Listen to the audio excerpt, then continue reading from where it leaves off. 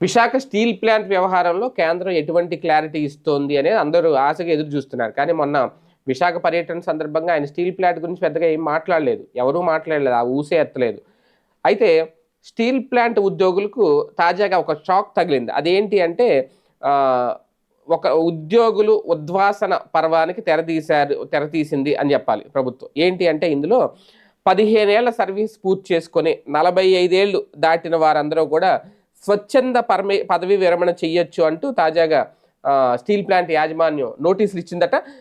ఒక రకంగా అంటే 45 ఏళ్ళు దాటిన వాళ్ళు 15 ఏళ్ల సర్వీస్ పూర్తయిపోతే వాళ్ళు వాలంటీర్ రిటైర్మెంట్ అంటారు కదా, అది తీసుకోవచ్చు. స్వచ్ఛంద పదవీ విరమణ తీసుకోవచ్చు అనమాట. అంటే 2026 జనవరి నాటికి పదవీ విరమణ చేసేవారు అలాగే లేదంటే వీఆర్ఎస్ కూడా అర్హులే అంటూ నోటీస్ అయితే ఇచ్చిందట.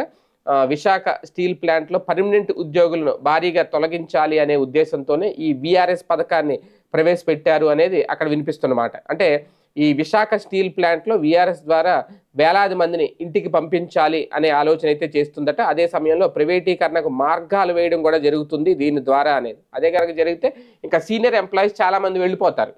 సీనియర్లే ఇప్పుడు ఈ ఉద్యోగాలు చేసిన యూనియన్లో ఉన్న నాయకులు కానీ వాళ్ళ సీనియర్లే ఉంటారు. అందుకని వ్యూహాత్మకంగా సీనియర్లను పక్కన పెట్టే ప్రయత్నం జరుగుతోంది అనేది ఒక చర్చ.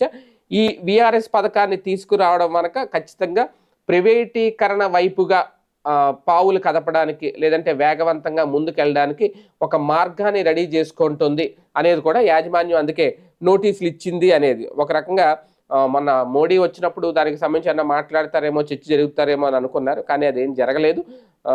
విశాఖ ఉక్కు ప్లాంట్లో స్టీల్ ప్లాంట్ కార్మికులందరూ కూడా ఎదురు చేశారు ఏమన్నా దానికి సంబంధించి క్లారిటీ ఇస్తారేమో. కాకపోతే ఇంకా దాన్ని పట్టించుకోలేదు. అంటే ఇంకా జరగాల్సింది జరుగుతుంది, చేయాల్సింది చేసుకెళ్ళిపోతారు అనే సంకేతం. ఏది ఏమైనా ఇది స్టీల్ ప్లాంట్ ఉద్యోగులకు ఒక భారీ షాకే.